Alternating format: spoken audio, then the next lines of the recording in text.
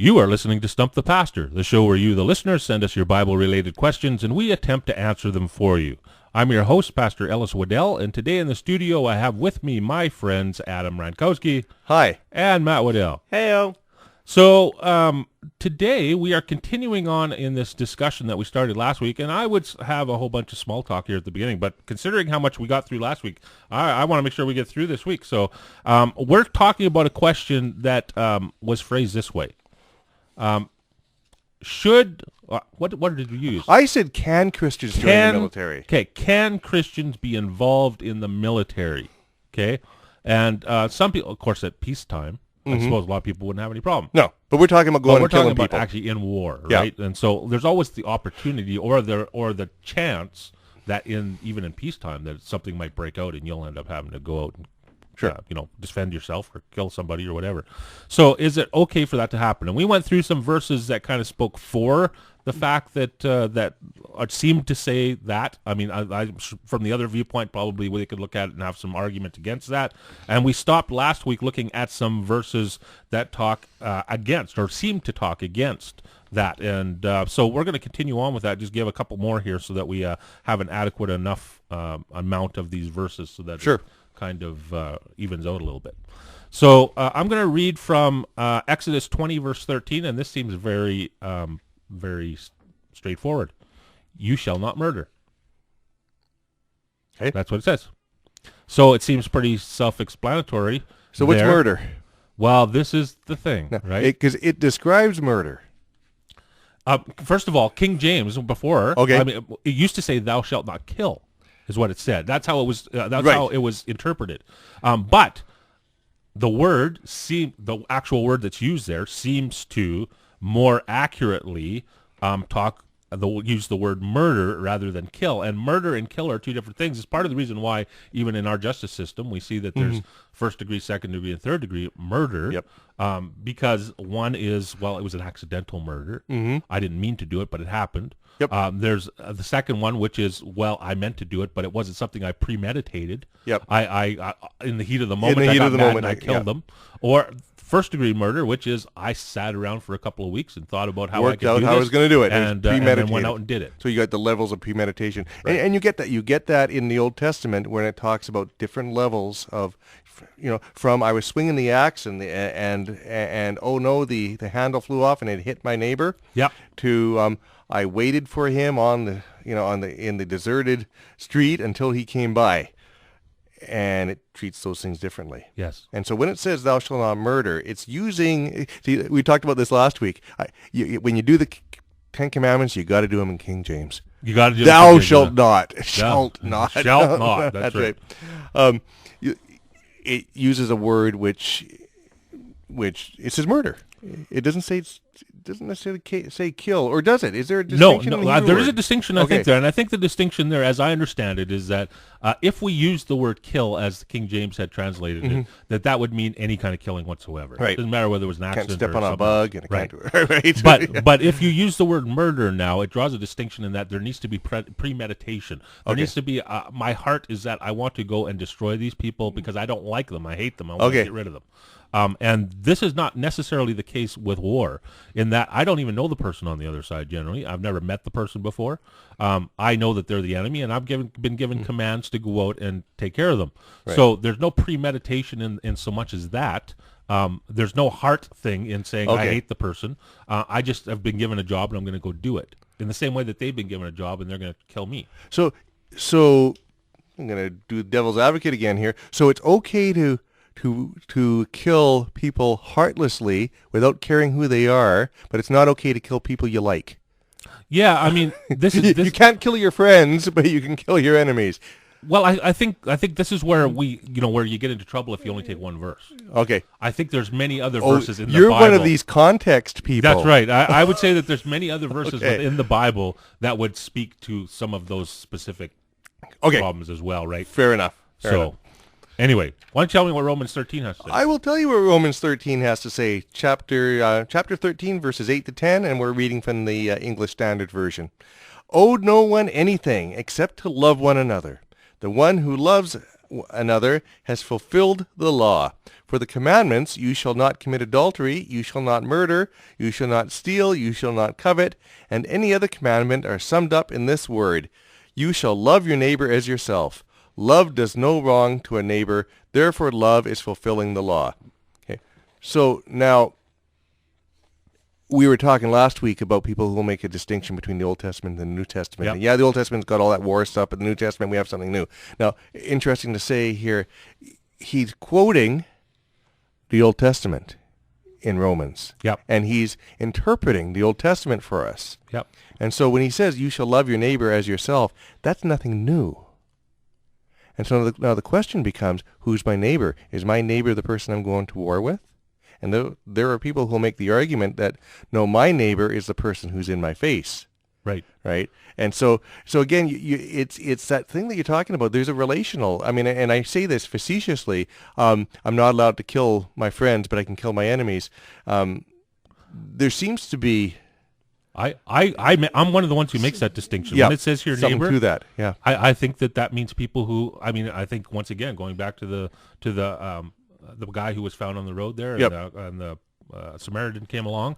I think that is telling us your neighbor are the people that you come into contact with. Right. If you're not in contact with them, then they're not your neighbor. Okay. And so in that way, I think that is the case. And so I don't have the obligation to be loving people who I've never met or never will meet. Okay. I have the obligation to love those who I come into contact with. And in the same way, interesting, this would be another issue we can talk about another week, but with regard to helping the poor.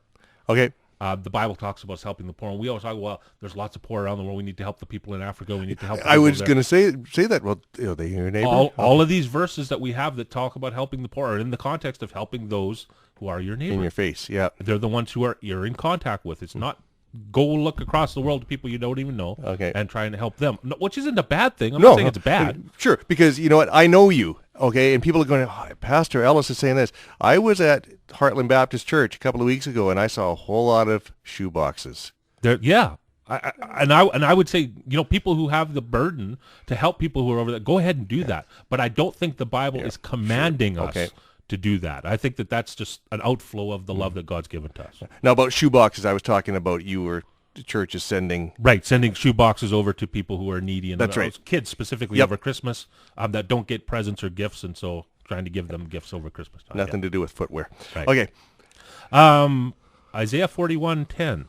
Fear not, for I am with you. Be not dismayed, for I am your God. I will strengthen you. I will help you. I will uphold you with my righteous hand. And I think I just put that verse in there because I think some people who would say you don't need to go to war are saying God's going to do that for us.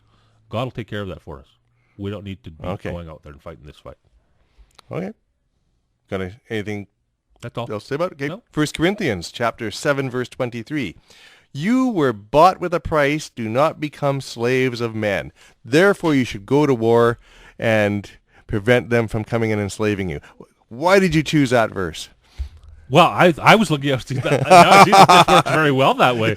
Yeah. But this works the other direction, too. Do not become slaves of men, and that you are very much a slave if you become part of the army or part of military. Right? Okay. You do what they tell you to do when they tell you to do it. Because you're swearing allegiance to them. Well, in this case, the Queen, basically. The Queen, but, in our case. Yeah. And we'll talk about that in a couple of minutes. In fact, we should probably just do one more, and then we'll move on there. So let me do this one from Romans 12:17. Okay. Repay no one evil for evil, but give thought to do what is honorable in the sight of all. If possible, so far as it depends on you, live peaceably with all.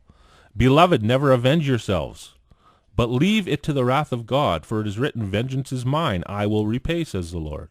To the contrary, if your enemy is hungry, feed him. If he's thirsty, give him something to drink. For by doing so, you will heap burning coals on his head. Do not be overcome by evil, but overcome evil with good. And again, he's using the Old Testament to support his point. But now, when it says vengeance is mine, says the Lord, I mean, that, what I get out of this is if you were to back your car into my car, Pastor Ellis, I'm not going to go slash your tires. Yeah. Okay? But it speaks elsewhere about God using various armies as tools of his vengeance. Yep. And But at the same, interesting because we talked last time about King David being used as a tool. Yep. For military purposes. Yet God said that I'm not using this tool that had his hand stained in blood to build my temple. Right. And likewise, he would use other armies, foreign armies, to punish Israel, but then he'd punish them for enjoying it so much. That's the way I like that. That's the way I like to put it. Yep. I think, because I don't think anything is out of God's hands, that when the temple was destroyed in 70 A.D., that this was it was something that Jesus foretold. Yep. In the Gospels, he speaks about it. Yep. The temple was destroyed in 70 A.D. I think that was part of God's plan, right? But it's part of his greater plan, okay? But it was part of what he wanted to have happen. And he used a tool at that time. He used the Roman army. Now, I can believe that, but I don't think I would have been wanting to be one of the ones holding the sword. I would not have fought alongside the Romans to destroy the temple. Yeah. I would agree with you, and I think this is part of where it sometimes gets lost with people who are looking at the scriptures. When they see something where it says God will, say, bless you on the other side, okay, or God will avenge you, they oftentimes look at that and go, well, then people need to stand back and let God do that. And the reality is, in many cases, God's using people to do that. In many, many, many cases. Most of the time. Yeah, I think most of the time. Because that's why God uses this picture, another analogy in the Bible of the body of Christ, right? Who's the body of Christ? We are. We are. And then the head is Christ, right? Mm-hmm. But the rest of the body is his church. So those who follow him, that's the thing. He's using us as a way to accomplish the things that he wants to do. We're body parts. That's okay. Right. Let's go into some things that we know for sure. Okay.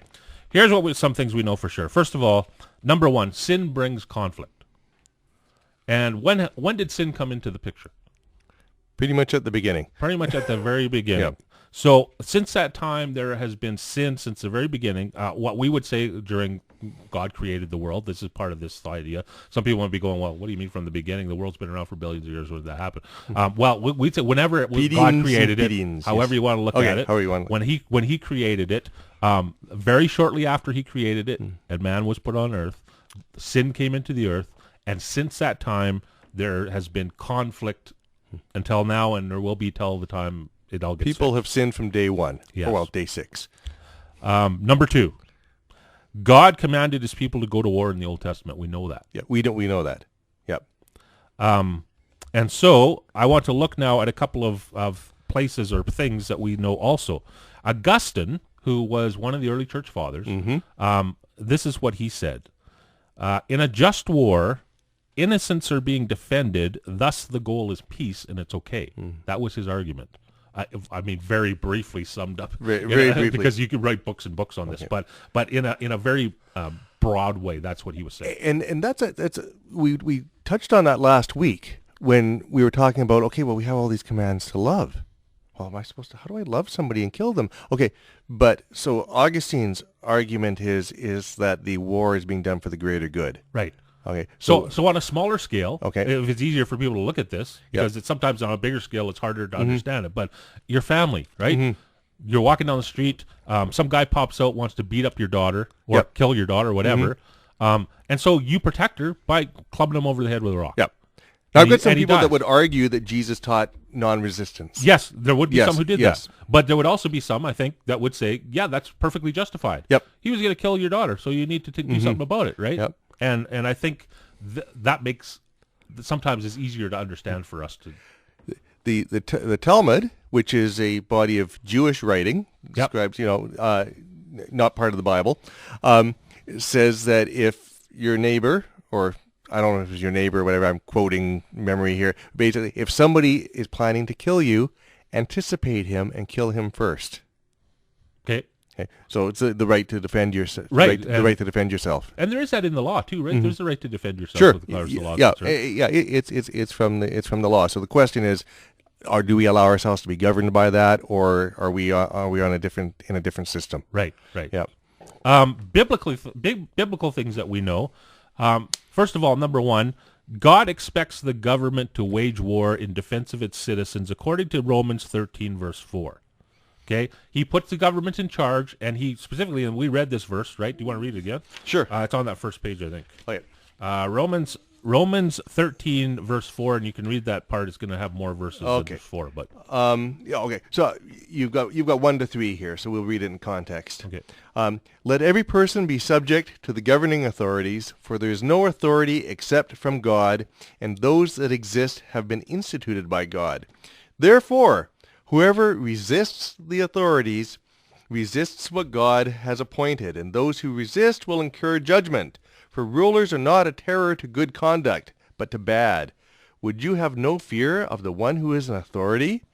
Then do what is good, and you will receive his approval, for he is God's servant for your good.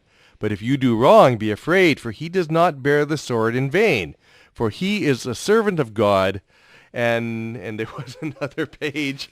He is a servant of God, an avenger who carries out God's wrath on the wrongdoer. Therefore, one must be in subjection, not only to avoid God's wrath, but also for the sake of conscience. Right. So God puts governments into place, and he's given them the ability or right to be able to wage war and protect its citizens, is what we would say. As government is an instrument of God, it's intended to preserve innocent life and to discourage evil. God's sovereign plans are often carried out through the warring nature of less than perfect governments. We know from Jeremiah 51:20. Okay. We're not saying that all governments are, not all of them are praying and asking God what they should do, whatever. But God has placed them there for whatever reason, and so they have the ability to do some of these things, even though they might not be godly. However, this should not cause us as a nation to irrationally pursue war just for the sake of war. So here's a question. You're in Germany in 1939. Yep.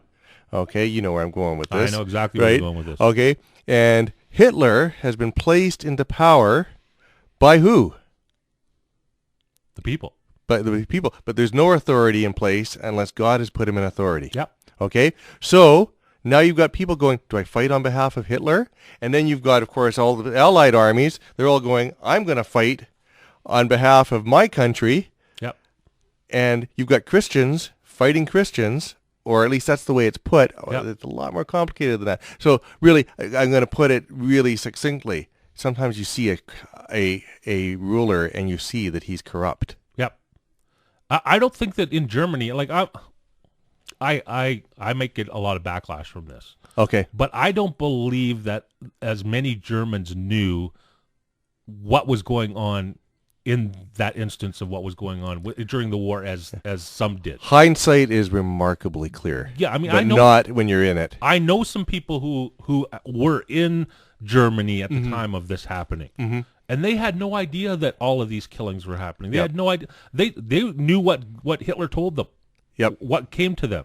And so they thought everything was good, everything was rosy. Well, we're taking, it was good. The war's working. We're getting against all the people who are bad, whatever. That's right. We got a pretty raw deal in 1918, and we're just fighting for our right. We're clearing it up now. Yeah. And so yes, there were those who saw what was happening and they partook in it, and everything was bad. They knew that from the beginning. But there were a lot of people, I think, in that war that did not have any understanding whatsoever of what was going on, and they were fighting strictly because this was their government, and they believed their government was right at the time because they had no other way to prove that it was wrong. Right.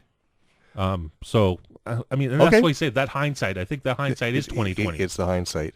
So then, if we think that our government isn't in the right, then we don't need to follow it. Is that what you're saying? Well, yes, absolutely, because we would say even as Christians that any time that the government makes a law or a rule or whatever that goes against the Bible, that we should not be following. And here's the greater context. Like I said, it's not. I said this last week. It's not a recipe book. We're getting broad principles, right? And then there's also sometimes these things are going to conflict, and you actually have to make a decision as to what is right here. That we talked a few weeks ago about civil disobedience. Yep. Sometimes you disobey an unjust law. So but understanding that there's a price to pay for understanding that. There's a price to pay. But you know, I remember back in the 80s, back when the abortion law was struck down, and there was a lot of protests about abortion, people blockading abortion clinics, and that, and you had Christians bringing up Romans 13, but we're supposed to be they're arguing against civil disobedience using Romans 13. Which in this case, very wrong according to how we would understand Scripture, right? I think it's tunnel vision. Right. That's tunnel vision. It's looking at one verse, not the other. Right, and not looking at the full context That's of the right. Scriptures. The next thing I would say is this. As for individuals' participation in war, the Scriptures do not offer condemnation. This is Erwin Lutzer, in fact, wrote this. Erwin Lutzer is a very well-respected Christian, but this is what he says.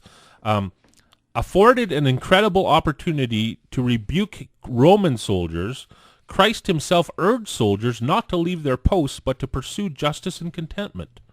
When Peter is granted an extended opportunity to converse with Cornelius, the centurion, he does not even hint that Cornelius' occupation was illegitimate in Acts chapter 10. And so we have these instances where Christ or where some of the apostles or a follower meet up with these people who are in army situations, and they never ever in all this time say, you know what, you're sinning being in this position. You should get out of that. What are you doing? It's like they've got a much, much bigger picture. Yeah, absolutely. Yeah. And so in saying that, it's not saying that there's no way that they could be against it, and so because they didn't say anything, they may have just been more concerned with their spiritual well-being than their physical well-being at the time, right? But at the same time, it seems strange that they would not, at least at somewhere, have some kind of a verse that would say, you know what, yeah, we don't think this is very good, but that's not the priority. So, well, they specifically asked the soldiers, with John the Baptist. It came to John the Baptist, and people say, well, what should we do? What should we do? Some soldiers came to him. What should we do? Yeah. Right. And he didn't tell them to quit the army. That would have been a good time for them to tell them to quit the army. I did hear an argument one time. Again, the person was looking, and I haven't looked at it in a long time, looking at the Greek, and essentially he was saying, don't use force to take money from people. That was what, right? And so this person was saying, you know what? This is how I'm supposed to read it. If you're not using force, how can you be in the army? So that's how that person read it. Yeah. I can't evaluate that point of view as a point of view I heard years ago. Sure. Yeah. Let's go from here. Let's say this. If you are going to be in the army, if you're ever going to think about going into the army, the very least you have to do is try to come to some kind of an agreement or look at these questions. We're going to bring up some questions to you that you need to try and answer before you would do something like this. Sure. Okay? These things have got to be settled that we're talking about. Right. So the very first one. Can you in good conscience swear to and abide by the enlistment commissioning oath? Okay. So a good military oath will demand loyalty to a nation and possibly the law and or constitution of the nation. Different rules, different countries have different oaths. This is the Canadian oath, just so you know. It's not that long. This is what it says. I, and then you put your name in, do swear, or if you don't want to swear, you can say solemnly affirm. Right. That I will be faithful and bear true allegiance to Her Majesty Queen Elizabeth II, Queen of Canada, her heirs and successors according to the law, so help me God. The word so help me God can also be omitted if solemn affirmation is taken. Right. So in saying that, you're affirming your allegiance to an individual who? The Queen. Right. Now, I would challenge that that's to an individual because the Queen is a figurehead who represents... Right. Who represents an authority. And historically, who gave the Queen the right to rule? God. Yeah. Yeah. So what you're doing here is you're affirming the Queen as your authority, but God is still the ultimate authority. Right. That's how I understand this. Yeah. Yeah. I guess so. In saying this, like in another country where that might not be the case, like the German, like we had the German one here, or in the U.S. In the U.S., one oath does not mention defending the nation. Interestingly enough. Oh, okay. But does pledge to defend the Constitution and obey the lawful orders of the president and the officers in command. Interesting. It says lawful orders. Yeah, the lawful orders. Yeah, but who determines what's lawful and what isn't? But so if the president says go get me a cup of coffee, I don't have to do it. Right. That's part of what because he doesn't make that's not a law, right? But if he says whatever, I mean, I think we get the point. Yeah. Yeah. So that's one thing you would have to come to grips with, that you are pledging allegiance to someone other than God. Okay. in this case, well, we're talking about Canada, we would make the argument that it is God. It is God, yeah. But in some it wouldn't. And this was the issue 2,000 years ago. See, it's so much easier to talk about 2,000 years ago rather than rather than today. Okay, the issue was people were are you going to swear allegiance to Caesar? And Caesar was saying he was God, right? And there is no other God, right? And that was explicit. That's pretty cut and dry. Yeah. Here, somebody might argue that my point about the Queen being a representative of God is a little bit of juggling. Yeah, some people wouldn't see that way. Mm-hmm. That's true. I see it that way. Second question: are you willing to support the geopolitical leanings of the nation with your life? And by saying that, what we're saying is the authorities of a nation have the God-given right to defend their nation. Soldiers under that authority have the rights to kill as long as they do so legally, and that generally means according to the Geneva Convention. Right. Okay. This, for the most part, morally absolves soldiers of guilt in regards to legitimate wartime violence. But before the fight begins, before a person even joins the service, he needs to be able to say, yes, I trust that in any situation my country puts me, I can follow orders with no great hesitation. My dad once said that the word if is a little word with a big meaning, and that's if. What will you do if? Yeah. And some people, I was supposed, probably go in going, you know what? I don't think this will ever happen, so I don't have to worry about it. And then it happens, and now they got to think about it. But think about it before. Next question. Can I be or do I have a problem with being a person who has killed another person? That's a big one. Another one. Is the military life something I and my family can accept? Because this has ramifications for everybody involved in your family. What is my motivation for joining the military? Do I just like guns? Yeah, well, some people it's like that. Some people it's like, I want to go through school. I don't have money to pay for it. So I'll go to the Army and do that. Oh, yeah. Right? Yeah. Or I want to learn a trade. And that's a good way to do it without having to worry about that, right? So so there's different motivations. Gotcha. So for some people, it's like, I want to stab somebody, and this is the only way I can do it legally. Yeah. Right? And here it's like, I think Plato's good man idea. You don't really want somebody in military who really wants to kill people. Exactly. That's the worst kind of person to have. Yeah. The other thing, what about mandatory military service? So in countries like Jerusalem or Israel. Okay. When I was in Israel, because they only have such a small nation. Yep. There's not enough people. Everybody's in the Army. Everybody. That includes guys, girls, everybody. Yep. Right? So when we're over there, we're watching, and they're the guy who's teaching us or, telling us about stuff is saying, these people are this old and they'll have to go through 2 years of training to be able to know how to do it, because everybody needs to know how to fight if they're going to be there, because that's all they have. And you don't have to take a combative training, but I think you're kind of expected to, unless you have some disability. So what do we say to them? I mean, do we say, well, no, for those who say you can't be in the Army, then what happens to them? Right? I mean, if they're going to be there, the government says you have to do that. I mean, there was times during the war when the U.S. said, we're going to draft you. Mm-hmm. You need to be there regardless of whether you want to or not. Mm-hmm. If you're drafted, you go. And some people left the country. Mm-hmm. Draft dodgers. Draft dodgers. They left the country because they were conscientious objectors, and maybe some people were just afraid. And that's actually the Old Testament. It says, "Don't let the people who are afraid be part of the army." Right. That's because they'll just scare everybody else. That's right.